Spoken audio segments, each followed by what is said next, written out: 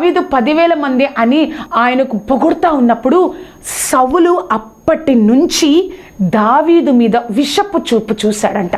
అప్పటి నుంచి సౌలు ఎప్పుడు చంపేద్దామా దావీదుని, ఎప్పుడు చంపేద్దామా దావీదుని. దావీదు పరిస్థితి కూడా అలాగే అయిపోయింది. అభిషేకించక ముందు ఎవరో తెలీదు, గొర్రెల కాపరిగా ఉదయం వెళ్ళి సాయంత్రం వరకు గొర్రెల కాపరిగా ఉన్నాడు. దేవుడితో కీర్తనలు పాడుతూ దేవుణ్ణి స్తుతించున్నారు. కానీ దేవుడి చిత్తం బయలుపరచబడింది. అభిషేకింపబడ్డాడు రాజుగా, సమూయేలు చేత అభిషేకింపబడ్డాడు.